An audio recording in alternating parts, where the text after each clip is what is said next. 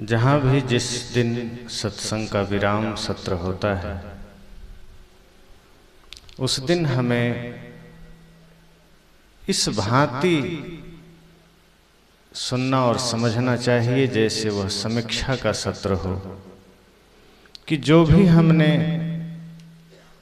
पिछले 2 दिनों में सुना है, तीसरे दिन हम उस पर समीक्षा कर सकें, हम उस पर विचार कर सकें कि हमारा सुनना कितना सार्थक हो सका, कि हमारा समय देना कितना महत्वपूर्ण हो सका। क्योंकि आज का समय ऐसा है जहां हर आदमी कहता है हम व्यस्त हैं, और स्वाभाविक है। आज इस भौतिक जगत में इतने भागम भाग हैं कि समय किसी के पास नहीं है। हर कोई कहता है हमारे पास तो टाइम नहीं है, हमारे पास तो समय नहीं है।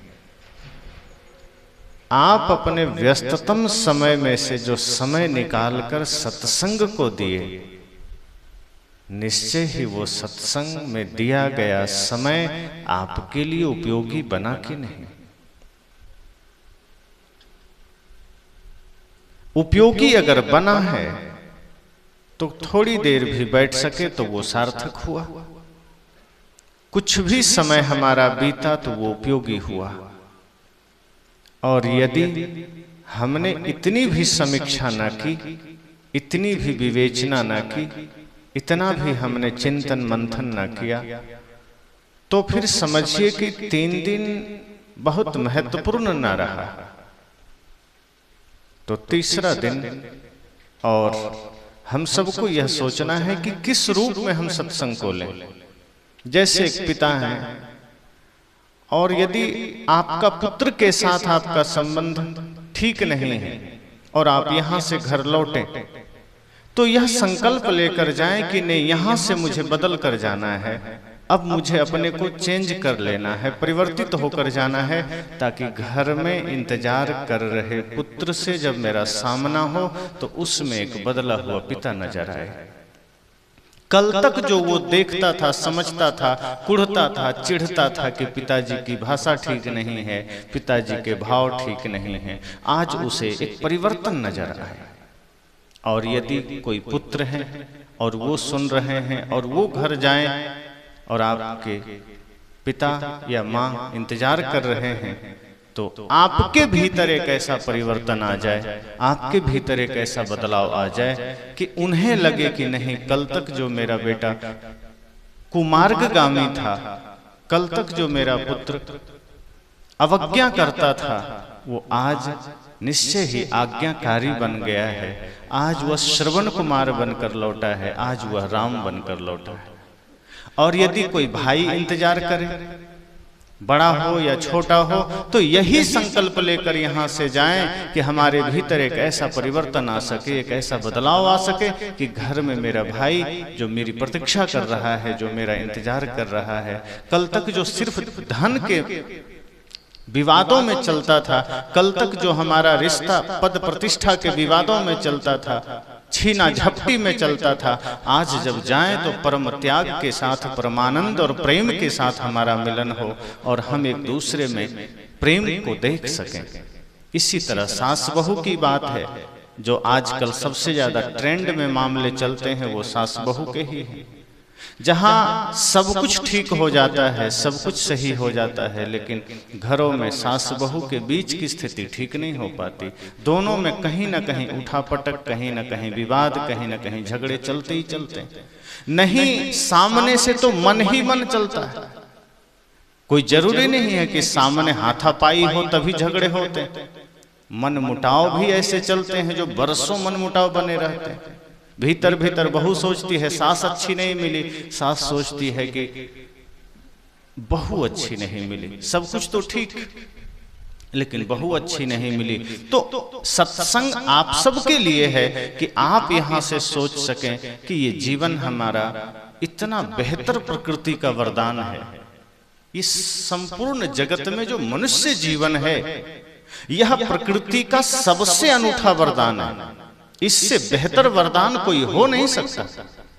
अगर हमने अपने अपने स्तर से अपने शरीर का दुरुपयोग कर लिया है तो समझना कि हमने प्रकृति के दिए हुए वरदान का कोई मान ही न रखा, हमने उसके दिए हुए उपहार का उपहास कर दिया, हमने उसकी श्रेष्ठता को न समझा। तो यदि सास बहू है, देवर भाभी हैं, ननद भाभी हैं, भाई भाई हैं, माता पिता हैं, पुत्र हैं, मित्र हैं, जितने भी रिश्ते हैं, ये सत्संग एक ऐसा स्थल है जहां से हम अपने रिश्तों को बेहतर कर सकते हैं और करना चाहिए। ये कोई जॉब नहीं है जिसे नहीं करेंगे तो भी काम चल जाएगा।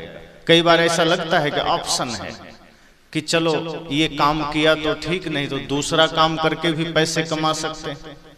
बहुत से लोग इसमें खेती करते हैं, खेती से आपका जीविका चलती है। बहुत से लोग हैं नौकरी करते हैं, बहुत से लोग बिजनेस करते हैं। तो बाहर के जगत में आपके पास विकल्प हैं कि आप यह काम नहीं तो कोई दूसरा काम करके पैसे कमा लेंगे। लेकिन ध्यान रखिए, आपके व्यवहारिक जीवन में, आध्यात्मिक जीवन में कोई विकल्प नहीं है सिवाय मन को ठीक करने, सिवाय व्यवहार को निर्मल बनाने के।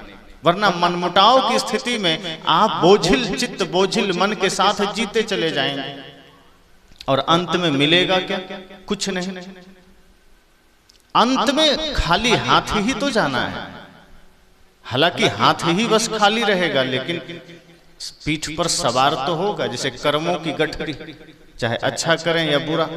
शरीर भले ही खाली चला जाएगा, लेकिन जो कर्म हम करेंगे वो तो लेकर जाना होगा, चाहे पाप करें या पुण्य का करें।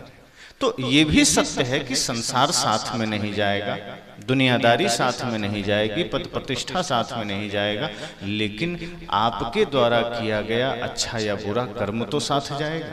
और उसका भी पता हमें जीवन में नहीं चलता। कब चलता है? जब जीवन विराम होने को होता है, जब अंतिम घड़ी आती है, तब ख्याल आता है कि अब हमें वह काम कर लेना था जो हमने सदैव नकारा है। हमें सत्संग सच में कर लेना था, जिस सत्संग में हम जुड़े तो रहे लेकिन जीवन में सत्संग उतरा नहीं। तो यह 3 दिन का सत्संग हमारे जीवन की समीक्षा का है। तीसरा दिन हम सबके लिए एक चिंतन का समय है, एक मंथन का समय है कि हम स्वयं को कितना बदल पाते हैं। एक पिता की ख्वाहिश होती है कि हम इतना बढ़िया अपने बच्चे को पढ़ा दें, लिखा दें। एक माँ भी यही सोचती है कि हमारी संतान अच्छे पोस्ट पर हो, अच्छी स्थिति में हो, बिजनेस करे, व्यापार करे। लेकिन आप यह ध्यान रखना कि आपके द्वारा सोचा गया यह कुछ भी तब तक निराधार है जब तक कि आप उसमें संस्कार को ऐड न कर लेते हो, शिष्टाचार मर्यादा को ऐड न कर लेते हो। अक्सर यही चूक हम कर बैठते हैं। आज समाज में इतनी अफरा तफरी है। अब भारत देश की ही बात करें, दूसरे की क्या करना। आप देखें, इतने थाने, इतने कोर्ट, इतने कचहरी, इतने न्यायालय, इतने सारा अस्पताल किसके लिए? ये जो आपके आसपास भी थाने बने हैं, वहां कौन लोग जाते हैं? पुलिस किसे पकड़ कर ले जाती है? आपने कभी देखा कि कोई पुलिस आई हो और किसी बैल को पकड़ कर ले गई हो कि बड़ा उपद्रव कर रहा था, कि किसी बकरे को पकड़ कर ले गई हो कि किसी जानवर को? वो कभी कभार होता है कि कोई कुत्ता आदि पागल हो गया तो टीम आती है, ले जाती है। लेकिन अधिकांश जो लोग पकड़े जाते हैं वो हमारे आपके बीच के ही लोग हैं, क्योंकि एक व्यक्ति के वजह से समाज में अव्यवस्था फैलती है। एक ही व्यक्ति के वजह से समाज में अफरा तफरी फैलती है और उसी एक के वजह से 2, 4, 10 लोग और उसके गिरोह में शामिल हो जाते हैं। एक व्यक्ति गलत मार्ग को चुनता है तो कई लोग उसके साथ साथी बन जाते हैं, कई लोग सहायक बन जाते हैं। लेकिन वो हम सबको सोचना है कि जैसे सत्संग भी है तो ये भी मनुष्यों के लिए है, और यदि कहीं कोई कोर्ट कचहरी है वो भी मनुष्यों के लिए ही है।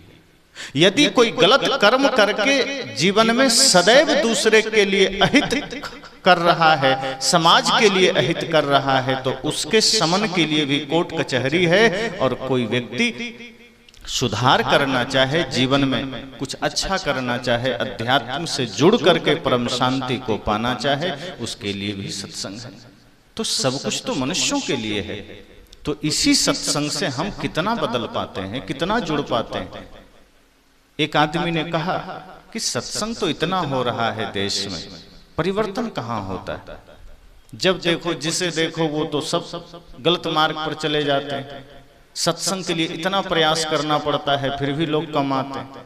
और ये बात स्वाभाविक है, सत्संग के लिए प्रयास करना पड़ता है। तो इसको हमें समझना पड़ेगा।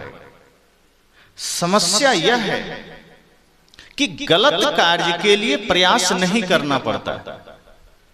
यह बात आप सब भी जानते होंगे कि जिनके जीवन में कोई भी बुराई आई है, चाहे वो झूठ बोलना हो, चाहे वो क्रोध करना हो, चाहे वो नशा करना हो, चाहे वो हिंसा करना हो, आप अनुभव करेंगे कि आपको बहुत मेहनत नहीं करनी पड़ी होगी।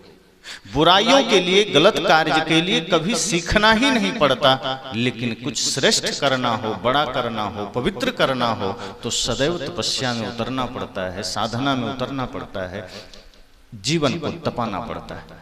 और यही मनुष्य का मन इतना धोखेबाज है कि वो सदैव तपस्या से भागता है, सदैव श्रम से भागता है, प्रयत्न से भागता है। कुछ अच्छा करना हो तो मन आपको करने ही नहीं देगा। इसलिए आज गलत करने के लिए कुछ सीखने की जरूरत नहीं पड़ती। उसके लिए सत्संग की सभा नहीं लगानी पड़ती। जगह जगह सत्संग की सभा लगी है, कहीं कथा हो रहे हैं, कोई भागवत की कथा, कोई राम की कथा, कोई देवी भागवत की कथा, तमाम कथाएं चल रही है। कहीं प्रवचन है, कहीं यज्ञ है, कहीं हवन है। इन सब के माध्यम से समाज को सही दिशा देने का प्रयास। लेकिन फिर भी बदलते कितने लोग हैं।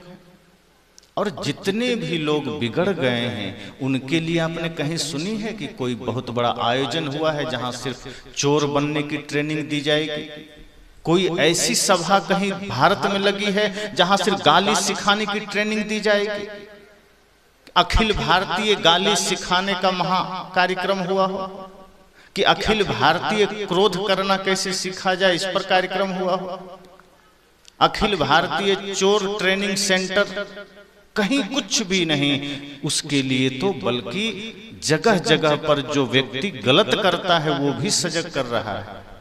आप देखेंगे एक पिता खुद दारू पीता है लेकिन वो अपने बेटे के लिए सदैव जागरूक रहता है कि ये गुटखा भी न छू सके। एक पिता अगर कहीं हिंसा भी करके आया है तो वो कभी नहीं चाहेगा उसका बेटा भी हाथ में हथियार पकड़े।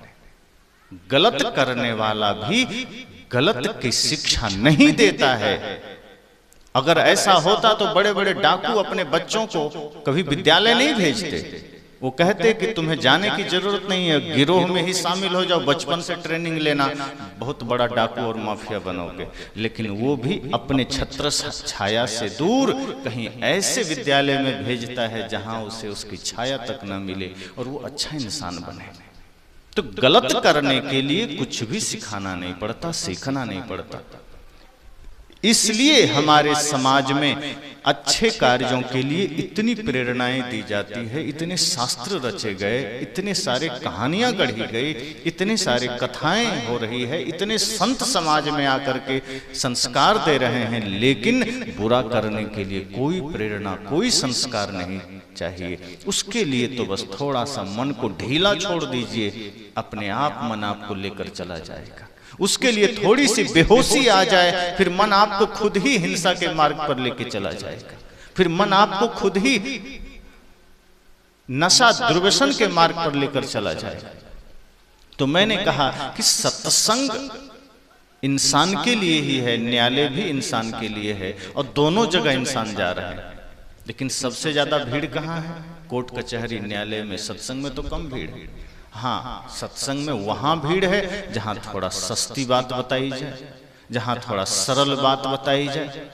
यदि कहा जाए कि माता पिता गुरु की सेवा करो, प्रेम से रहो, तो भीड़ कम हो जाती है। लेकिन अगर इसी मंच से यह कहना शुरू कर दिया जाए कि न तो माता पिता की सेवा की जरूरत है, न भाई से प्रेम करने की जरूरत है, न तो और कुछ करने की जरूरत है, जो मंत्र हम दे रहे हैं बस इसका जाप कर लेना, सारे पाप मिट जाएंगे, आप देखना ये पूरा गांव उमड़ जाता।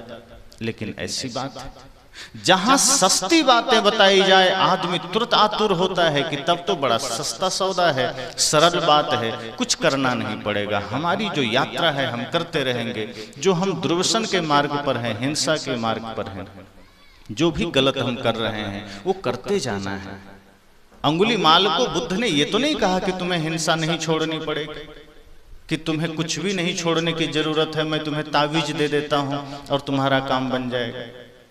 उन्होंने तो साफ कहा कि तुम्हारी तो दिशा ही गलत है, तुम कुछ नहीं कर सकते, तुम जा ही हिंसा के मार्ग पर रहे हो, तुम्हारी यात्रा ही क्रोध के, हिंसा के, नशा दुर्व्यसन के, पाप के मार्ग पर है और बिना उधर से मुड़े कोई क्रांति घटित नहीं हो सकती। लेकिन उसने ठान लिया, उसने किया। कई लोग कहते हैं हम तो बहुत ज्यादा हमारा जीवन निकल चुका, अब हम क्या कर सकते हैं।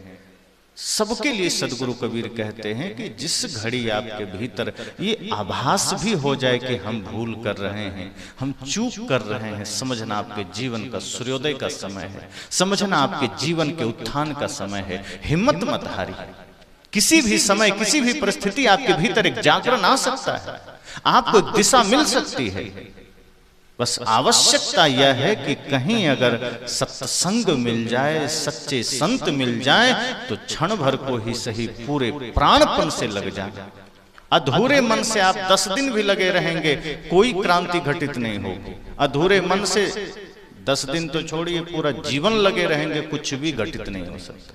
लेकिन पूरे प्राणपन से अगर क्षण भर को सत्संग में अपना समय दे दिए तो साहब ने कहा, शब्दय मारा गिर पड़ा, शब्दय छोड़ा राज, जिन जिन शब्द विवेकिया तिनका सर गए काज। कि अगर पूरे प्राणों से सत्संग में हम बैठ सकें कुछ क्षण को भी, तो वो क्षण भर का सत्संग भी जीवन में क्रांतिकारी बदलाव ला सकता है। और हमारा जीवन अगर बदल जाए तो हम अपने जीवन के इस बदलाव से समाज में बदलाव का कारण बन सकते हैं।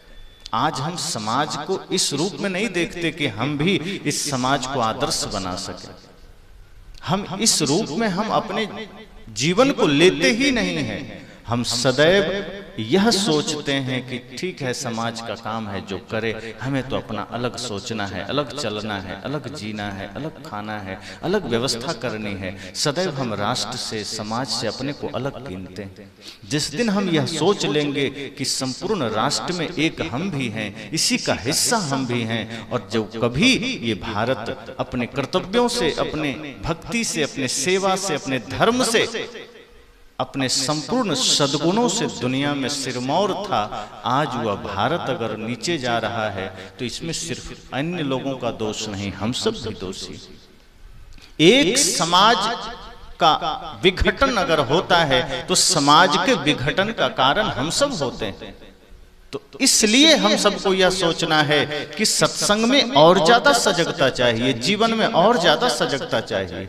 कुछ अच्छा करना है, कुछ अच्छा बनना है तो हमें और सजग होना पड़ेगा। हम कल पर नहीं छोड़ सकते कि कल देख लेंगे, परसों देख लेंगे।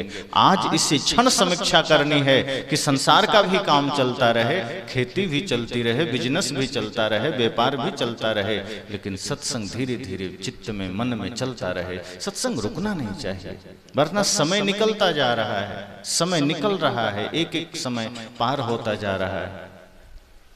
अब देखिए सबकी उम्र ढलते जा रहे हैं। ऐसा तो नहीं है कभी सृष्टि में ऐसी कोई घटना घटी हो कि नहीं, आदमी इस धरती पर जन्म लिया और ज्यादा वो उसका किसी का भी उम्र न ढला हो, किसी की भी आयु क्षीण न हुई हो, बल्कि उसकी आयु बढ़ती गई हो। अब कोई 10 वर्ष का है, वो 20 का हो गया तो उसे हम आयु का बढ़ना तो नहीं बोल सकते, उसका घटा है। अगर कोई व्यक्ति आज, कोई बच्चा 1 वर्ष का है, 1 दिन बाद ही वो 1 वर्ष 1 दिन का हो गया, बढ़ा थोड़े है, घटा है। हम 50 वर्ष के हो जाएं, 70 वर्ष के हो जाएं तो हमारी आयु बढ़ी नहीं है, घटी है। देखने में तो, गणित में तो लगेगा कि बढ़ा है, गणित के हिसाब से तो फार्मूला ठीक है कि बढ़ गया, लेकिन गहरी दृष्टि से देखेंगे, अंतर्दृष्टि से देखेंगे तो हमारी आयु क्षीण होती जा रही है। और उस क्षीण होती आयु में हमने जीवन के सत्य को न जाना, जीवन के महत्व को न समझा। हमने तो संसार के ही महत्व को समझा है, हमने तो दुनियादारी को ही समझा है। इसलिए सत्संग के इस सत्र में हम सबको अपने भीतर झांकना है कि हमने अब तक क्या किया और हमें क्या करना था जो हम कर ना सके, और यदि ना कर सके तो अब भी तो समय है, अब भी तो हम जाग सकते हैं। संसार बटोरते बटोरते तो समय निकल जाएगा, और जिस दिन हमें लगेगा कि अब संसार का उपभोग करेंगे, तब मृत्यु आकर कहेगी कि क्या उपभोग करेगा, चल मेरे साथ, समय हो गया। तब आप कहेंगे मैं क्या कर रहा था, मैं तो ऐसे दुनिया में भाग रहा था जो हाथ ही ना आना था, मैं तो ऐसे मार्ग पर दौड़ रहा था जो अपना ही ना था, वो काम क्यों ना कर सका। और उस वक्त चेतना जगती है जब मृत्यु सामने खड़ी होती है। सदगुरु कहते हैं यही चेतना जवानी में जगा लीजिए, यही भाव जवानी में जागृत कर लीजिए, तो शायद दोनों काम बन जाए। सदगुरु कबीर तो नहीं कहते घर छोड़ दो, सदगुरु कबीर तो यह भी नहीं कहते बिजनेस व्यापार छोड़ दो, वे तो कहते ही हैं तन से काम मन से राम, कहें कबीर सरे दो का, कि तन से काम भी करते रहना और मन से राम भी जपते रहना, मन से भजन भी करते रहना, मन से सत्संग भी करते रहना। सारा खेल ही मन का है, कुछ और करने की जरूरत नहीं है। मन को साधा कि जीवन सधा, मन को साधने की जरूरत है, मन को साधना ही बस में भी है, दूसरा कुछ नहीं।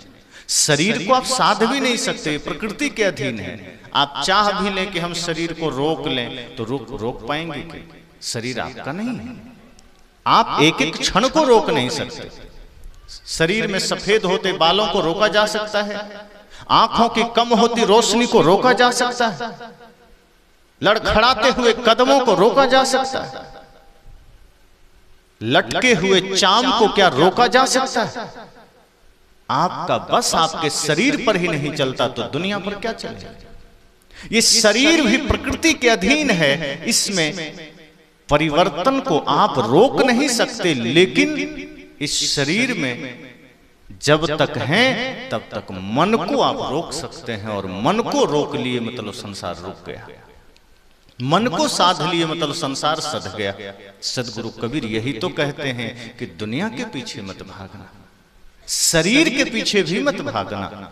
आपके पास एक ही उपाय है, जो सारे उपद्रवों का कारण है वो आपका मन है। बस मन को साध लेना, मन को अपने वश में कर लेना, फिर देखना कि सब कुछ स्थिर मालूम पड़ेगा, सब कुछ सधा हुआ मालूम पड़ेगा।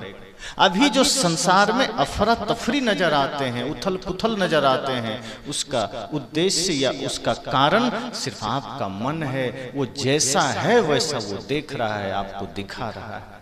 इसलिए यह चेष्टा करें कि 3 दिन का सत्संग, तीसरे दिन का सत्संग हमारे जीवन के उस सत्य से परिचय करा सकता है जो सत्य हम देख ही नहीं पाते।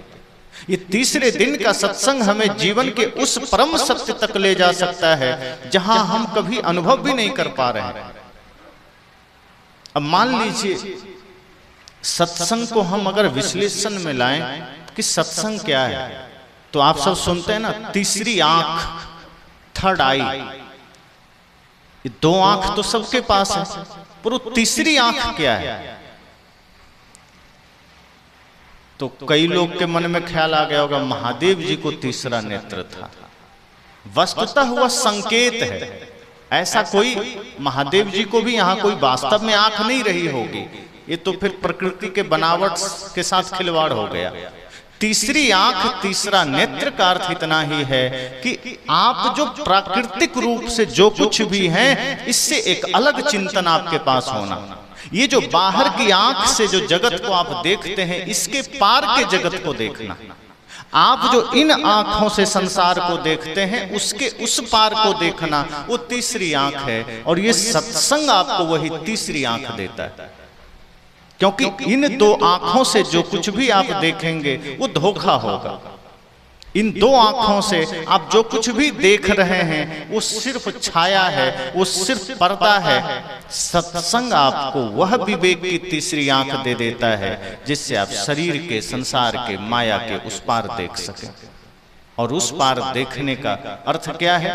जैसे मोबाइल से आप जब लेते हैं फोटो तो बाहर का फोटो आप लेते हैं, संसार का फोटो आप लेते हैं, ये बाहर के चित्रण को आप देखते हैं। लेकिन यहीं मोबाइल के स्थान पर अगर एक्सरे मशीन हो तो उस एक्सरे मशीन से आप भीतर की तस्वीर लेते हैं, वहां बाहर का कुछ भी नहीं दिखेगा।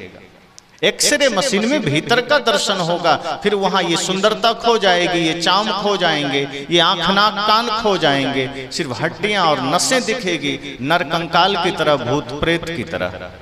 ये सत्संग वही तीसरी आंख आपको देता है कि आप जगत के उस पार के सत्य को देख सकें। और इसका अर्थ इतना ही है कि जब व्यक्ति अपने जीवन के सत्य को देख लेता है तो फिर वो गलतफहमी में नहीं जीता, फिर वो बेहोशी में नहीं जीता, फिर वो सोचता है कि इससे पहले कि हमारे जीवन की अर्थी उठे, आज हमें अपने जीवन को अर्थपूर्ण बना लेना है। इससे पहले कि हमारे जीवन की चिता कभी उठे, आज ही हमें अपने भीतर की चेतना को जगाना है और समाज में भी चेतना को जगा लेना है। जो दायित्व हमें मिले हैं मनुष्य शरीर में, जो कर्तव्य हमें करने हैं मनुष्य शरीर में, वो हमें आज ही कर लेना है। उम्र ढलती चली जा रही है, समय निकलता चला जा रहा है, और बेहोशी अगर हमने धारण कर ली तो ये जीवन पूरा का पूरा चौपट हो जाएगा, व्यर्थ हो जाएगा। तो ये जो तीसरी आंख है वो आपको उस सत्य से दर्शन करा देती है जिससे आप आज ही सजग हो जाते हैं। फिर आप कल पर नहीं छोड़ते, फिर आप कल पर नहीं टालते। जैसे कोई बाहर कहीं आपको यह आज सूचना मिल जाए कि सरकार के तरफ से अनाज बंट रहा है और आज से कल तक ही बंटना है, या कहीं यह घोषणा हो जाए कि पंचायत में सरकार के तरफ से कुछ पैसे बांटे जा रहे हैं, तो कितने लोग हैं जो ये सोचेंगे कि हम कल जाकर ले लेंगे। मुझे लगता है अधिकांश लोग यही सोचेंगे कि आज ही ले लें तो ठीक, पर पता नहीं कल को बचे ना बचे, कल और लोग ले लें, कल मौका मिले ना मिले। क्यों? मन ने आपको राजी कर लिया, मन ने आपको तैयार कर लिया कि आज ही चल देना है। क्यों? क्योंकि मन के साथ और आपके बाहर की दृष्टि के साथ यह तय हो गया कि जो कुछ भी मिलेगा वो हमारे शरीर के लिए आवश्यक है, वो अनिवार्य है, और उसमें आपको लाभ नजर आया, उसमें आपको सत्य नजर आया। तो मन ने दिखा दिया कि यह जो कुछ भी भौतिक चीजें हैं ये जरूरी की हैं, इसे आज ले लेने में फायदा है। लेकिन जो तीसरी आंख है जब वो जग जाएगी तो उसी तरह से आप तब सोचेंगे कि जो संसार के लिए हम इतने आतुर हैं, जिस शरीर के लिए हम इतने यत्न कर रहे हैं, इसके बाद क्या होगा। जिस दिन शरीर भी नाकाम होगा, आंखें भी लाचार होगी, और जितने लोग हैं क्या आंखें तो लाचार होगी, ऐसा तो नहीं कि आंखें लाचार नहीं होगी। एक समय ऐसा आएगा जब आंखों की रोशनी कम होगी, और एक समय ऐसा भी आएगा जो इतनी कम हो जाएगी कि आप कुछ भी ना देख सकेंगे। एक समय ऐसा आएगा जो मुख भी नाकाम होगा। आज जो लोग कड़ी कड़ी चीज भी खा लेते हैं, एक समय के साथ आपके दांत नाकाम हो जाएंगे कि नहीं अब मैं नहीं सह सकता, अब मेरा समय पूरा हुआ। एक समय ऐसा है जब आप पैरों से चलकर 10-15 किलोमीटर की दूरी तय कर लेते हैं। एक समय ऐसा आएगा जब बिस्तर से उठना मुश्किल होगा। तो ये घटनाएं जीवन में घटने वाली है। जब इस सत्य को आप जान लेंगे कि ये सत्य हमारे साथ होना है, यही हमारे जीवन में घटित होना है, यही कहानी हमारे साथ दोहराई जानी है, तब क्या करेंगे कि नहीं, इससे पहले कि यह घटना हमारे जीवन में घटे, हमें आज वह काम भी कर लेना है जिससे शरीर मिटे तो मिटे, लेकिन हमारा काम पूरा हो जाए, हमारा उद्देश्य पूरा हो जाए। और वही उद्देश्य सत्संग से मिल करके हमें मिलता है। और वो उद्देश्य क्या है? मन को निर्मल करना। छोटी सी बात, कहने में तो छोटी सी बात है, मन को निर्मल करना है, जीवन के उद्देश्य को पूरा करना है, लेकिन जन्म बीत जाते हैं और हम यही काम नहीं कर पाते। तो मैंने कहा कि सत्संग हमारे जीवन को एक अवसर दे रहा है, हमारे भीतर की तीसरी आंख को जगाने का अवसर दे रहा है कि जिस रूप में आप सत्संग में आए थे, जिस भाव से आए थे, जब यहाँ से जाएं तो बदल कर जाएं, परिवर्तित होकर जाएं, एक पिता धर्म पिता बनकर जाएं, एक माँ धर्म माँ बनकर जाएं। इसका अर्थ यह हुआ कि आप ऐसा कर्तव्य पालन करें अपने जीवन में कि आपका जीवन तो सजे ही प्रेम से, सत्य से, आपके आने वाली पीढ़ियां भी अपने जीवन में श्रद्धा भक्ति को धारण कर सके, माता पिता गुरु और राष्ट्र भक्ति को धारण कर सके। आज देश को क्या आवश्यक है? आज देश में सब कुछ पूरा है, लेकिन देशभक्तों की बड़ी कमी आ गई। आज हमारा देश उस कगार पर खड़ा है जहां जनसंख्या तो बहुत तेजी से बढ़ रही है, जहां लोगों की आय भी बढ़ रही है, विकास भी हो रहे हैं, भौतिकता भी बढ़ रही है, लेकिन देशभक्तों की बड़ी कमी हो रही है। एक समय ऐसा था जहां घर घर से इस भारत की मिट्टी से देशभक्ति की गूंज सुनाई देती थी। आप याद करिए वो समय अखंड भारत का, जब चाणक्य ने उसकी नींव रखी थी, जब सिकंदर का आक्रमण भारत पर हुआ था, तब चाणक्य ने घर घर में देशभक्ति की अलख जगाई थी और माताओं को पहले उन्होंने जगाया था। अपने शिष्यों से कहा था चाणक्य ने कि घरों में जाना, माताओं से दान तो मांगना ही, साथ साथ एक पुत्र को भी मांगना कि अपने देश के लिए, देश की एकता अखंडता के लिए एक पुत्र को समर्पित करें।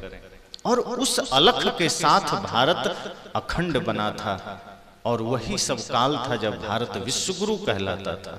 आज हमने अपने जीवन को किस मोड़ में दे दिया है कि देश की सभ्यता, देश की संस्कृति से हमारा कोई दूर दूर तक अर्थ नहीं है। आज कई लोगों से मैं कहता हूं कि देशभक्ति क्या है, तो कुछ युवा हैं वो कहते हैं हमें कोई लेना देना नहीं, हमें तो बस रोटी और रोजगार चाहिए, हमको रोजगार मिल जाए फिर कुछ भी हो, हमें कोई हर्ज नहीं। तब मैं सोचता हूं कि ऐसे ही लोग की वजह से शायद देश गुलाम हुआ होगा। ऐसे ही लोग जो अपने देश से ज्यादा अपने स्वार्थ को आगे रखते हैं, ऐसे लोग को तो कल करोड़ों रुपया कोई दे दे तो अपने ही देश के लिए वो गद्दारी भी कर सकता है। ऐसे ही लोग इस धरती पर हैं जो रोजगार अपने स्वार्थ और अपने अहंकार के चक्कर में, अपने निजी स्वार्थ के चक्कर में वो देश के लिए खतरा भी बन जाते हैं। आप कुछ समय पहले देखते थे ना, कश्मीर से लेकर के कन्याकुमारी तक जहां तहां आतंकवादी हमले हो गए, कहीं संसद में अटैक हो गया, किसी शहर में हमले हो गए, कहीं सेना में कोई पत्थर सेना पर मार दिया। ये घटनाएं कैसे हो रही थी? कौन कर रहा था? इसी देश के कोई युवा थे, कोई बच्चे थे जिसको कुछ रुपए की लालच दे दी गई, वो कर देता था। वो संस्कार नहीं मिला, धर्म की कथाएं होती रही, धर्म के दीप जलते रहे, लेकिन दोष तथाकथित धार्मिकों का भी है जिन्होंने कभी समाज में जातिवाद को मिटाने की चेष्टा नहीं की, जिन्होंने समाज से कभी संप्रदायवाद मिटाने की चेष्टा नहीं की, जो जातिवाद का जहर लेकर समाज में चलते रहे, जो संप्रदायवाद का जहर लेकर समाज में चलते रहे। ये कारण बना कि समाज खंड खंड में बटा और वही समाज फिर स्वार्थपरता के मार्ग पर चल पड़ा और कोई रोटी के लिए दौड़ पड़ा, कोई रोजगार के लिए दौड़ पड़ा, कोई मकान के लिए, कोई दुकान के लिए, और हिंदुस्तान के लिए कोई सोचा ही नहीं। और वो हिंदुस्तान फिर लाचार हो गया, वो देश फिर लाचार हो गया। मैं तो याद करता हूं महाराणा प्रताप को, सोचिए उन्होंने कैसी शहादत दे दी अपने जीवन की, किसके लिए? हम सब के लिए। घास की रोटियां खाना पसंद किया जंगल में, लेकिन मुगलों के सामने घुटने न टेके। वीर शिवाजी को देखना, शीश न झुकाया, गले कट जाए तो कट जाए, लेकिन शीश न झुके भारत के आन बान शान के लिए। भगत सिंह को देखिए, अपने देश की सुरक्षा संस्कृति के लिए, देश की मर्यादा के लिए फांसी को स्वीकार किया, लेकिन अपने आप को अंग्रेजों के हाथ गिरवी न बनने दिया। चंद्रशेखर आजाद को याद करिए, ये वही भारत की मिट्टी है, ये वही भारत भूमि है जहां ऐसे वीर वीरांगनाओं का जन्म हुआ। लक्ष्मीबाई को याद करिए, वीर भगत सिंह से लेकर के राजगुरु सुखदेव बिस्मिल को याद करिए, नेताजी सुभाष चंद्र बोस को याद करिए। लेकिन आज हम किस मार्ग पर जा रहे हैं? आज हमारे बच्चे किस मार्ग पर जा रहे हैं? सत्संग से घर लौटते हैं, फिर हमारी वही दिनचर्या शुरू हो जाती है, हमारा वही जीवन शुरू हो जाता है, फिर हम अपने बच्चों को वही शिक्षा देने लग जाते हैं। हम अपने बच्चों का परिचय अपने महापुरुषों से कराते ही नहीं हैं, हम अपने बच्चों का परिचय धर्म संस्कृति मर्यादा से कराते ही नहीं हैं। हम उन्हें उन्हीं मार्ग पर धकेल देते हैं जिस पर आज हम चल रहे हैं। वही नाच नौटंकी, वही दुनियादारी, वही फिल्म, वही स्वार्थ, वही पढ़ाई लिखाई, वही पैकेज। आज के बच्चे उच्च शिक्षा प्राप्त करते हैं किसी कॉलेज में या किसी यूनिवर्सिटी में, धीरे धीरे वो बड़े बड़े शिक्षण संस्थानों में जाते हैं और वहां से जब पढ़ाई कंप्लीट करते हैं तो एक ही सपना लेकर के चलते हैं कि कहीं अमेरिका में, यूरोप में, ऑस्ट्रेलिया में बड़ा पैकेज मिल जाएगा, मैं वहां जाके देश की सेवा करूंगा। देश तो क्या वहां से देश की सेवा हो जाएगी? पहले ही मन में आ गया कि मैं चला जाऊंगा ऑस्ट्रेलिया, न्यूजीलैंड, यूरोप। और अगर ये कोई कह रहा है, एक ने कहा कि मैं वहां से जाके देश की सेवा करूंगा, मैंने कहा कैसे? कहा पैसा भेजूंगा। मैं कहा पैसा से देश की सेवा होती है? देश की सेवा निष्ठा से होती है। देश की सेवा आपके कर्तव्यों से, आपकी श्रद्धा, आपकी भक्ति से होती है। सिर्फ पैसा भेजने से देश की सेवा नहीं होती है। अगर पैसा मूल में है तो सेवा भूल जाओ। अगर हमने पहले ही स्थान पर पैसा को रखा तो सेवा हो नहीं सकती। हाँ, इतना जरूर हो सकता है कि आप सब कुछ पैसे से तौलना चाहेंगे। और आज ये घटनाएं देश में घट रही है। जो माँ बाप अपने बच्चों को धन की शिक्षा दिए हैं, व्यापार बिजनेस की शिक्षा दिए हैं, वो बच्चे बाद में उनके अंत्येष्टि में भी शामिल नहीं हुए। ऐसी कई घटनाएं आपके सामने हैं, चाहे सहारा कंपनी के मालिक का हो, चाहे अभी धनबाद के पास हजारीबाग की घटना हो। एक पिता ने अपने बच्चे को योग्य बनाया, करोड़पति बन गया, यूरोप में बैठा, और पिता जब गुजर गए, लावारिस लाश की तरह अस्पताल में उनकी लाशें पड़ी थी। बच्चे को संपर्क साधा गया कि तुम्हारे पिता गुजर गए। कहा कि आने में ही इतना खर्च हो जाएगा कि हमको बिजनेस में घाटा लग जाएगा, वहीं अंत्येष्टि कर दो। पिता से ज्यादा कीमती उसे अपना धन लगा। क्यों? उसी पिता ने उसे धन का महत्व समझाया था। उस पिता ने उसे संस्कारों का महत्व नहीं समझाया था कि धन आदमी के लिए ही है, धन जीवन के लिए ही है, जीवन धन के लिए नहीं है। ये धन तुम्हारे लिए है, ये धन समाज के लिए है। हम तो धन से ऐसा बंध जाते हैं कि उसके लिए जीवन तक दांव पर लगा देते हैं। मैंने कहा ये सत्संग समीक्षा का सत्र है, एक संकल्प लेकर जाना कि जीवन को बदलना है। जीवन जब बदलेगा, जीवन में परिवर्तन आएगा, तो आपकी संतानों के भीतर एक परिवर्तन आ सकता है। ये छोटे छोटे बच्चे के भीतर भी वो क्रांति की ज्वाला पुनः जागृत हो सकती है, जिससे ये भारत जिसकी दिशा मुड़ गई है, ये भारत देश जिसकी मर्यादा खंडित हुई है, ये भारत भूमि जो कलंकित हुई है, यही बच्चे कल इसको ठीक कर सकते हैं अगर आज इन्हें सही संस्कार मिल गए। लेकिन आज छोटे छोटे बच्चों को संस्कार क्या मिलता है? आज ये छोटे छोटे बच्चे बचपन से ही मोबाइल हाथ में लेकर बड़े हो रहे हैं, और उस मोबाइल में देख क्या रहे हैं? कार्टून देख रहे हैं, फिल्म देख रहे हैं, हीरो हीरोइन देख रहे हैं, नशा दुर्व्यसन देख रहे हैं, ड्रग्स देख रहे हैं, हिंसा देख रहे हैं, और धीरे धीरे इनके मन मस्तिष्क पर वही बुरी प्रवृत्तियों का डेरा पड़ रहा है, और बड़ा होते होते ये डिजिटल क्रिमिनल बन जाते हैं। पहले के लोग थे उससे भी ज्यादा खतरनाक, और फिर रिश्तों के बीच की जो समझ होनी चाहिए, जो संवेदनाएं होनी चाहिए, वो इनके भीतर से खत्म हो जाती है। फिर ये यही भाव लेकर खड़े होते हैं कि किसी के गर्दन पर लात देनी पड़े तो दे दो, कोई हर्ज नहीं, लेकिन हमें आगे जाना है। वो भारत की संस्कृति, वो भारत की मर्यादा तार तार हो जाती है, जहां दूसरे को गले लगाने की परंपरा थी, जहां दूसरे को सहारा देने की परंपरा थी, जहां परहित सरिस धर्म नहीं भाई का भाव था, जहां वसुधैव कुटुंबकम का भाव था, जहां जियो और जीने दो का भाव था। आज तो ऐसा है कि पहले अगर कोई शरणागत हो जाता था तो हमारे लोग ऐसे थे जो अपना शरीर तक दान कर देते थे। आज तो इतनी स्थिति बिगड़ी है कि मैं देखता हूं भिखारियों के कटोरे में चोरी हो जाती। आज हमारे देश के लोग इतने गिर गए कि भिखारी कहीं बैठकर 2-4 रुपया मांग रहा है, उसके कटोरे से भी लोग पैसा चुरा के भाग जाते हैं। इतनी नैतिकता हमारी गिरी। और ये कहां के लोग कर रहे हैं? भारत के लोग कर रहे हैं। आज अनुशासन हमें विदेशों से सीखना पड़ रहा है। हम उदाहरण देते हैं कि यूरोप चले जाओ, अमेरिका चले जाओ, मुस्लिम देशों में चले जाओ, अरब आदि में, यूएई में, दुबई में, वहां से हम अनुशासन सीख रहे हैं। जो देश दुनिया को अनुशासित करता था, जो देश दुनिया को धर्म की शिक्षा देता था, ज्ञान की शिक्षा देता था, जो देश दुनिया को स्वास्थ्य की शिक्षा देता था, वो देश आज इतना खतरनाक मोड़ पर खड़ा है। और उसका जिम्मेदार आज हम सब भी हैं, क्योंकि आज हमने अपने संतानों को सही दिशा देने की चेष्टा नहीं की। ये सत्संग सिर्फ इसलिए नहीं है कि कहीं कमरे में बैठकर आप ध्यान करने लगें। ये सत्संग सिर्फ इसलिए भी नहीं है कि कहीं एकांत में जाकर के कोई पद गुनगुना दें। ये सत्संग संपूर्ण जीवन दर्शन को जागृत कर देता है, संपूर्ण चेतना को जगाता है कि एक व्यक्ति अगर राजनीतिक जीवन में है वो कैसे बढ़िया जीवन जी सकता है, एक व्यक्ति सामाजिक जीवन कैसे बढ़िया जी सकता है, एक व्यक्ति पारिवारिक जीवन कैसे बढ़िया जी सकता है। ये सारे विषयों पर ये सत्संग आपके साथ खड़ा होता है। तो हम चेष्टा कर सकें कि अगर हम सत्संग में आए हैं तो एक ऐसा परिवर्तन हम लेकर जाएंगे, एक ऐसा संकल्प लेकर जाएंगे कि हमारे संतानों में वो परिवर्तन दिखना चाहिए। बहुत सी बातें हम सुनते हैं, लेकिन अगर एक भी हमने धारण कर लिया कि हमें अपने जीवन को तो बना ही लेना है सुंदर, लेकिन अपने बच्चों को भी एक दिव्य संस्कारों से सज्जित कर देना है, ये चेष्टा कर लीजिए कि अगर आज हमने यह प्रयास न किया तो इतिहास हमें कभी माफ नहीं करेगा। आज हम उन लोगों के लिस्ट तैयार करते हैं जो देश के साथ कभी गद्दारी किए होंगे, और उन लोगों का नाम आज भी लोग जानते हैं। तो जो ज्यादा गद्दारी किए उनका नाम लिस्ट में आ गया, और जो थोड़ा किए उनका नहीं आया, लेकिन इसका मतलब उसका पाप छोटा तो नहीं। कोई दिन भर में 10 बीड़ी पीता है और कोई 2 दिन में 1 बीड़ी पीता है, पीता तो दोनों ही है, अपराधी तो दोनों ही है। कोई दिन भर गाली देता है और कोई एक बार गाली देता है, गाली तो दोनों ही देता है, अपराध तो बराबर है। मान लीजिए कोई 100 आदमी का कत्ल किया है, हत्या किया है, कोई एक ही हत्या किया है, तो दोनों को फांसी तो बराबर ही होगा।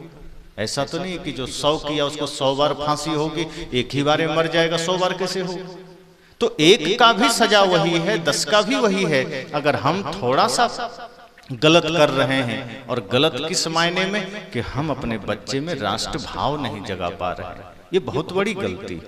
आज आप सबका यह कर्तव्य है कि सब कुछ करिए, लेकिन अपने बच्चों में राष्ट्र भावना जरूर जगाइए, उसके भीतर धर्म भावना जरूर जगाइए। छोटे छोटे बच्चों में वह संस्कार दीजिए कि वह जब बड़ा हो तो देश की मर्यादा को पहले रखे, वो देश की संस्कृति को पहले रखे, देश के सम्मान को पहले रखे। उसके लिए अगर प्राण न्यौछावर करने पड़े तो कर जाएं, ऐसी भावना उसके अंदर भर दीजिए। ऐसा संस्कार मत दीजिए कि वो अपने स्वार्थ में किसी का गला काटने को राजी हो जाए, कि वो माता पिता को ही लात मारने को राजी हो जाए। आज देश में क्या हो रहा है?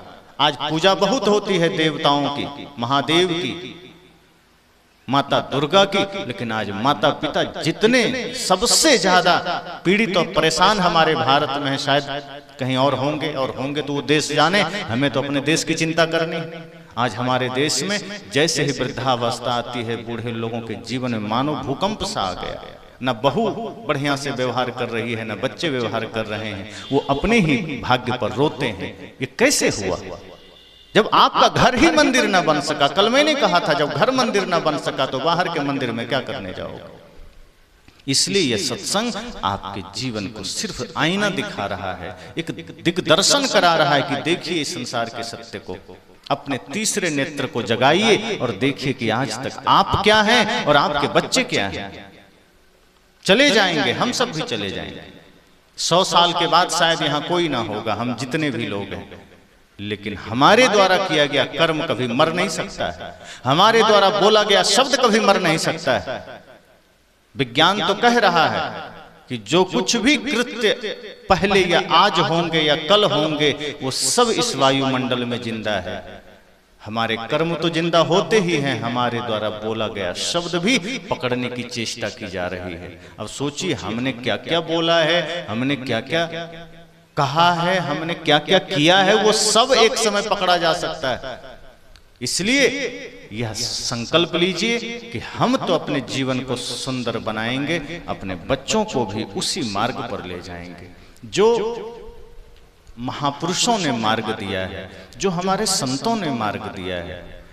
कई जगह तो ऐसा होता है, एक जगह मैं देखा कि कुछ बच्चे आगे बैठे थे, तो संतों ने ही कह दिया कि बच्चों को वो यहाँ से हटा लो, बच्चे यहाँ व्यवधान कर रहे हैं।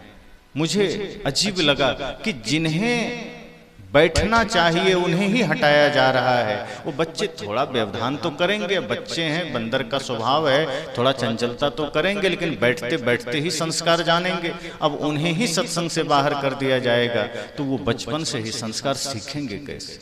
कई ऐसे घरों में जहां अब ऐसा हो गया कि पिता कहीं नौकरी करते हैं, माँ अपना घर में है, बच्चे पढ़कर आए वो अपना गेम में लग गए, मोबाइल में लग गए, माँ अपना टीवी में लग गई, वो अलग लग गई, और वो बच्चे को कभी ऐसा कोई अवसर ही ना मिला कि वो देश धर्म संस्कृति से परिचय पा सके। स्कूल में भी उसे सिर्फ बिजनेस मॉडल पढ़ाया गया, पिता भी बिजनेस कर रहे हैं, माँ भी अपना खाना तैयार की, उसके बाद अपना मोबाइल अपना शो में लग गई, और बच्चे अपने कार्टून में लग गए। अब उसको उसकी बचपना नीरस चली गई, उसे वो संस्कार मिल ना सका जो मिल सकता था, और बाद में लोग परेशान होते हैं कि क्या करें, बच्चे तो बिगड़ गए, सुनते ही नहीं है। कई लोग ऐसा कहते हैं कि महाराज जी हम लोग तो धर्म से जुड़े हैं, सत्संग से जुड़े हैं, लेकिन अब बच्चे रुचि नहीं लेते, वो जुड़ना नहीं चाहते। हम चेष्टा तो करते हैं लेकिन बच्चे इसमें शामिल नहीं होना चाहते। शामिल होंगे कैसे? आज हमने उनके बचपनों उसके बचपन को सत्य से, अहिंसा से, प्रेम से सींचा ही नहीं, हमने उसके बचपना को संस्कारों से सींचा ही नहीं है। अगर आप ठान लें तो कुछ भी असंभव नहीं है। इसलिए मैंने कहा सत्संग में आए हैं तो ये संकल्प लेकर जाना कि नहीं, अब जो समय बीता सो बीता, अब हमें ध्यान रखना है, सजग रहना है, होश में रहना है कि हमें अपने बच्चे को सही मार्ग देना है, सही दिशा निर्देश देना है, तभी हम राष्ट्र के निर्माण में सहायक बनेंगे, तभी हम समाज को सही रूप देने में सहायक बनेंगे। वरना अपना भी जीवन हम खो रहे हैं, अपना जीवन को भी गंवा रहे हैं, और हम दूसरे के लिए भी खतरा बन रहे हैं। आप ये मत देखिए कि कौन गलत कर रहा है, आप देखिए कि कौन सही कर रहा है। अगर किसी से सीखना है तो सही को देखिए, जो सही कर रहा है, जो सज्जन पुरुष हैं उनसे देखिए, उनसे सीखिए। और यही जीवन की सीख है कि अच्छे को देखिए, बुरे को देखेंगे तो मन बुरा होगा। हमारी समस्या यह है कि बुरा को देख लेते हैं। जैसे कोई आदमी गलती किया, उसके बाद वो दो चार आदमी की तलाश करता है कि वो तो मेरे से ज्यादा गलती किया, वो तो मेरे से और भी ज्यादा गलती किया, तो 5-7 आदमी ऐसा तैयार कर लेता है जिससे उसके मन को थोड़ी संतुष्टि मिल जाती है कि मैं तो उससे थोड़ा कम ही किया, मतलब मेरा चल सकता है। पर नहीं, ऐसे लोगों की तलाश मत करिए। आप देखिए कि ऐसे भी लोग समाज में हैं जो बिल्कुल गलती नहीं करते हैं, निष्ठा से जीते हैं, बिल्कुल धर्मपरायण होकर जीते हैं। ऐसे लोग आपके समाज में मिल जाएंगे, और जब ऐसे सज्जनों का अनुसरण आप करेंगे तब यह सत्संग सार्थक हो जाएगा, जीवन सार्थक हो जाएगा। नहीं तो उम्र तो ढलेगी ही, पकड़ भी नहीं पाएंगे, और बाद में रोना होगा सो अलग। तो एक एक कर्तव्यों को ध्यान में रखें। और मैंने पहले ही कहा कि अगर आप पिता हैं तो यह संकल्प लेकर जाइए कि मुझे वास्तव में वैसा पिता बनना है जैसे हमारे बच्चों में दिव्यता आ सके। आप माँ हैं तो एक ऐसी माँ बनकर जाइए कि आपके बच्चे कुमार्गी न बन सके, आपके बच्चे देश के लिए कभी खतरा न बन सके। आज इतनी सारी समस्याओं का कारण कोई दूसरा नहीं, यही समाज के लोग हैं। इसी समाज में लोग बैठे हैं जिनके वजह से देश और देश की मर्यादाएं तार तार हो रही है। अब आप देखिए ना, मंदिर बन गए, एक विचार करिए कि जगह जगह मंदिर हैं, कहीं राम जी हैं, कहीं हनुमान जी हैं, कहीं कृष्ण जी हैं, कहीं शिव जी हैं। अब आदमी मंदिर बना लिया, वहां भीड़ भी लग रही है, पूजा भी हो रही है। कहीं शनि महाराज का मंदिर है, शनि देव का, कि उनकी कुदृष्टि ना हो जाए। अब उनकी कुदृष्टि से डरने के लिए अपनी कुदृष्टि रोक नहीं रहे हैं, शनि देव की कुदृष्टि हम पर ना पड़े उसके लिए उनको तेल चढ़ाने जा रहे हैं।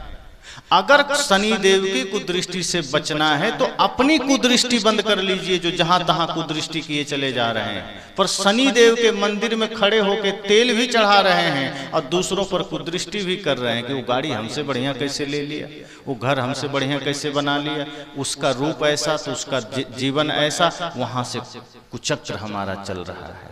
हनुमान जी के मंदिर के सामने खड़े हैं, ओम जय जगदीश हरे या फिर जय जय हनुमान जय गोसाई खूब प्रार्थना कर रहे हैं, जय हनुमान ज्ञान गुण सागर, और मंदिर से निकले कि पुड़िया फाड़े गुटखा का मुंह में लिए। अब जब तक मंदिर में थे तब तक तो ठीक था, जय हनुमान ज्ञान गुण सागर। बाहर निकले अब दूसरों पर कुदृष्टि कर रहे हैं, जहां तहां वो अफरा तफरी कर रहे हैं, हिंसा का कारण बन रहे हैं, व्यभिचार का कारण बन रहे हैं। तब भूल गए कि हनुमान जी गदा लेकर अंदर खड़े हैं, अगर थोड़ा सा मालूम पड़ जाए तो गदा से हमारा हालत खराब कर सकते हैं। भूल गए क्योंकि वो आदमी जानता है हनुमान जी मंदिर से बाहर आएंगे नहीं।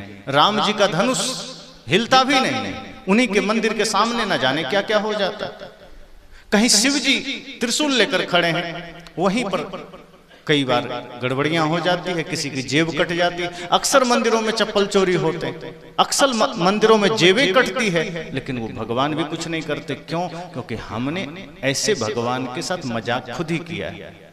सत्संग आपको यहां से भी जगाता है कि आप मंदिरों के साथ मजाक करना बंद कर दीजिए। आज भारत देश में मंदिरों के साथ मजाक ही हो रहा है कि राम कृष्ण के मंदिर बना करके ताले मार करके हम निश्चिंत हो गए कि भगवान तो अब मंदिर में सेफ हैं, सुरक्षित हैं, उनका आगमन हमारे घर में हो नहीं सकता। और इसलिए हमने अलग बनाया। जिस दिन हमने यह समझ लिया कि भगवान की जरूरत हमारे घर में है, उस दिन हम मंदिर बाहर बनाना ही छोड़ देंगे। जिस दिन भगवान की आवश्यकता हमारे जीवन में हो जाएगी, उस दिन बाहर के मंदिरों में सब कुछ हम हटा देंगे कि वहां भगवान की जरूरत नहीं।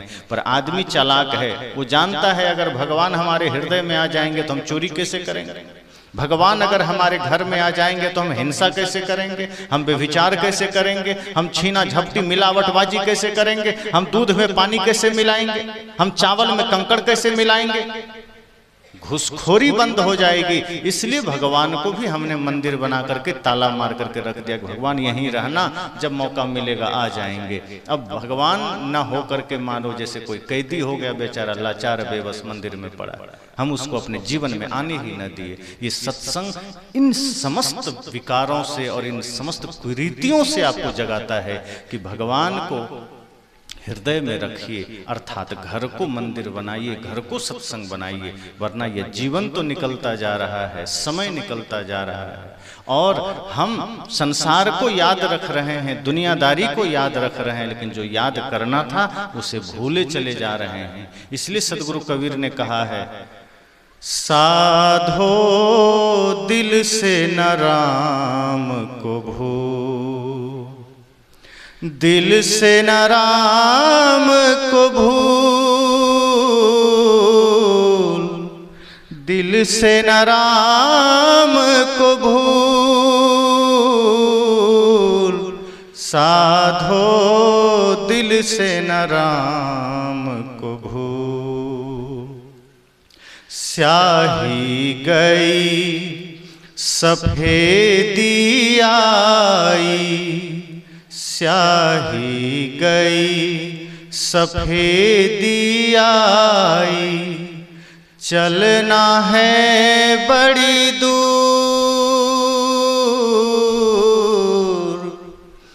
डार पात में तुम ही रंगीले, डार पात में तुम ही रंगीले, सब फूलन में फूल, साधो दिल से न राम को भूल, दिल से न राम को भूल, साधो दिल से न राम को भूल। हरि हुजूर नहीं दूर बिराजे, हरि हुजूर नहीं दूर बिराजे, दिल की दर मति मोर, कहत कबीर सुनो भाई साधो, कहत कबीर सुनो भाई साधो, आप ही आप हुजूर, साधो दिल से न राम को भूल। दिल से न राम को भूल, दिल से न राम को भूल, साधो दिल से न राम को भूल, साधो दिल से न राम को भूल। सदगुरु कहते हैं दुनिया भूल जाओ चल जाएगा, लेकिन राम को मत भूल जाना। अगर राम को ही भूल गया तो समझना सब कुछ भुला दिया, फिर ये जीवन व्यर्थ गया। राम को भूलने से अर्थ इतना ही है कि स्वयं को मत भूल जाना, अपने अस्तित्व को मत भूल जाना। आप हैं तो ये दुनिया है, आपके होने में ये संसार है, ये चमक दमक है, ये सारी सृष्टि आपके होने के बाद है। जिस दिन आपका ही अस्तित्व ना रहेगा, आप खुद को ही भूल जाएंगे, तो ये दुनिया को याद करके क्या करेंगे। आपने धन याद किया, पद याद किया, प्रतिष्ठा याद किया, रिश्ते नाते याद किया, लेकिन ध्यान दीजिए जिस दिन मृत्यु सामने खड़ी होगी, मृत्यु पूछेगी क्या क्या किया, हिसाब मांगेगी।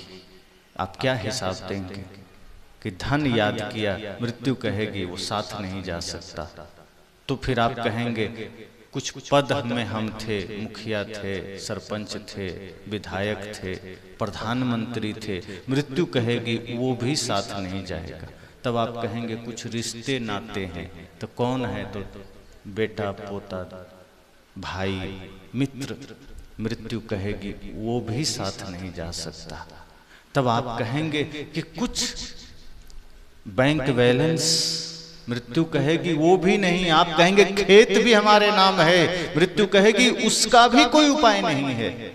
तब आखिर में आप शरीर की तरफ देखेंगे कि ये तो मेरा है ना, मृत्यु कहेगी ये भी मरघट में जल के यहीं रह जाएगा। अब तुम्हारे साथ क्या जाएगा, कुछ किया है? तब हाथ आप देखेंगे, अपनी तरफ झांकेंगे कि ना कुछ ना किया, तो व्यर्थ ही ना गया जीवन। क्या किया? जो साथ जा सकता है आप सोचो क्या किया।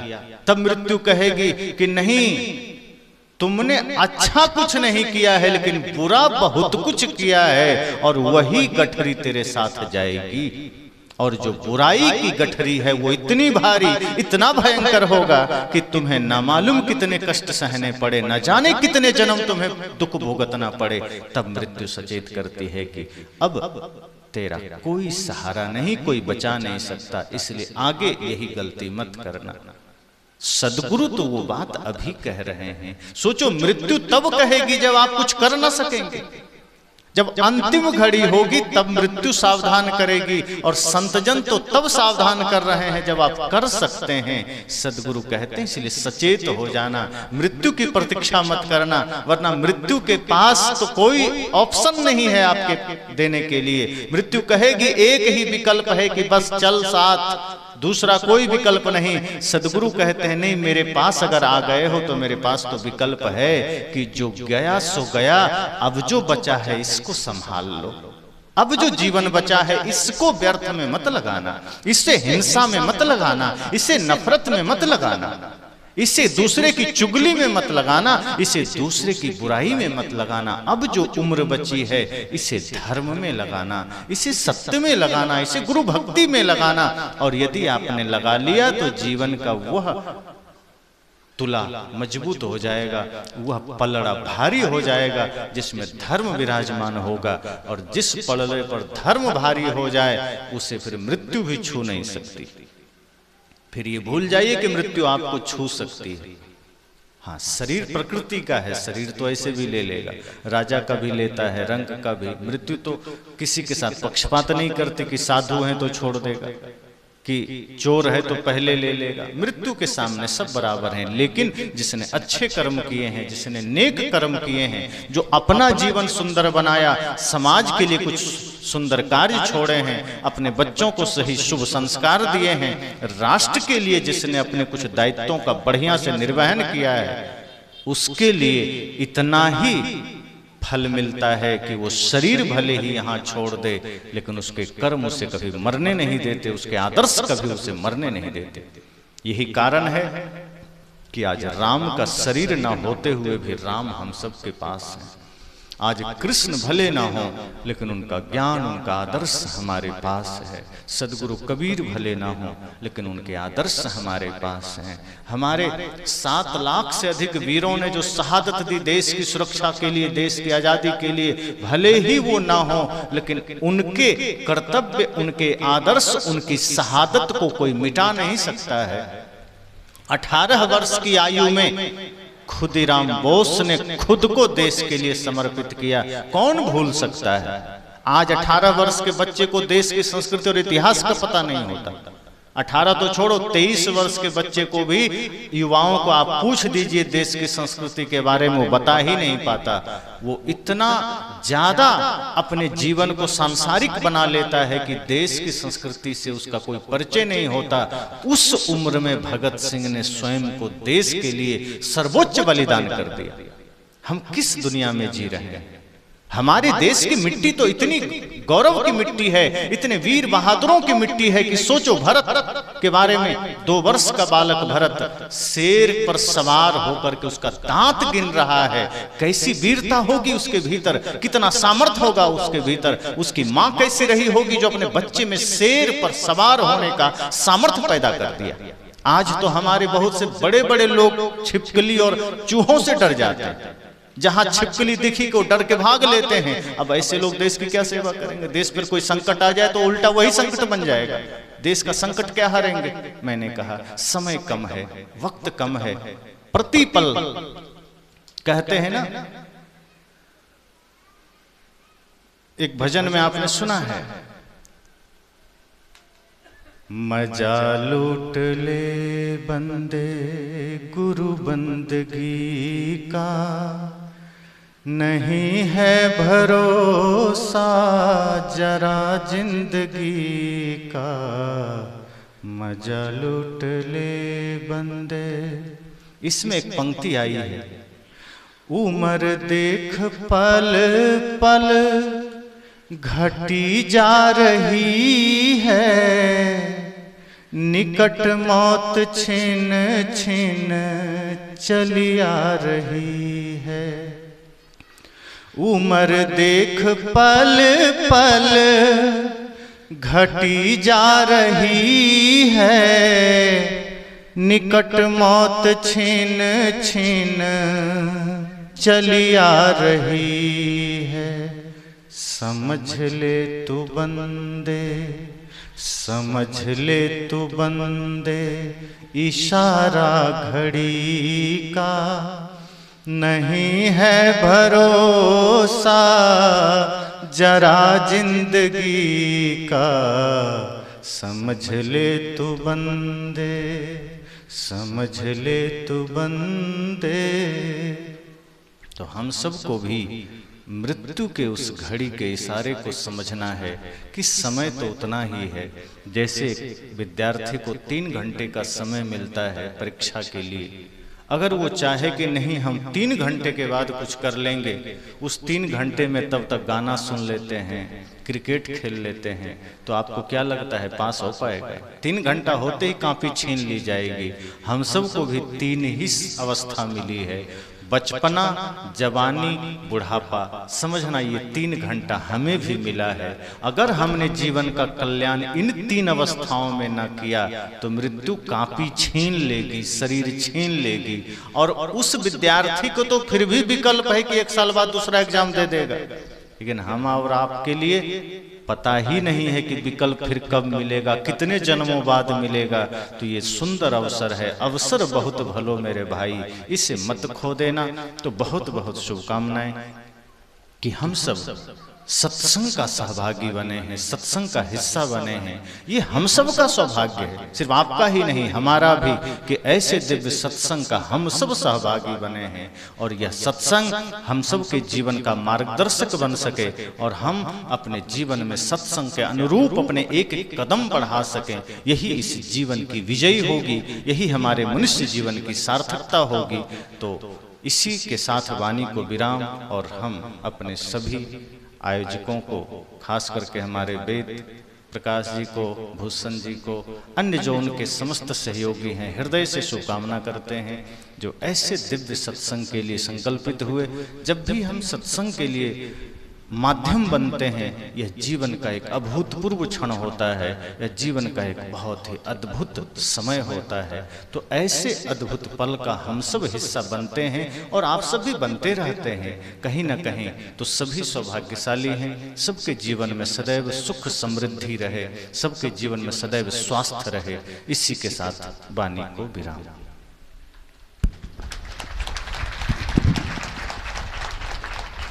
बोलिए सद्गुरु देव की जय। अभी हम सभी लोग गुरुदेव के कल्याणकारी विचारों से लाभान्वित हो रहे थे। अब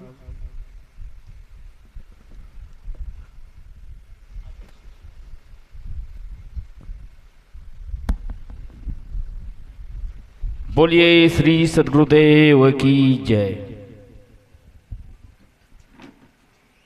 श्रद्धेय साहिब जी एवं मंच में विराजमान सभी संतों के श्री चरणों में त्रैबार साहिब बंदगी करते हुए, क्योंकि आज अंतिम दिवस है और कार्यक्रम समापन की ओर है, आइए मैं आयोजक समिति के हमारे समस्त पदाधिकारियों से निवेदन करूं, संत भेंट पूजा करनी है। हमारे आयोजन समिति के अध्यक्ष, उपाध्यक्ष, सहसचिव, कोषाध्यक्ष, हमारे सभी संरक्षक एवं सभी सदस्य चल करके आएंगे। आप लोग सर्वप्रथम साहिब जी की भेंट पूजा करेंगे। तत्पश्चात यहाँ उपस्थित जितने भी श्रोता भक्तगण विराजमान हैं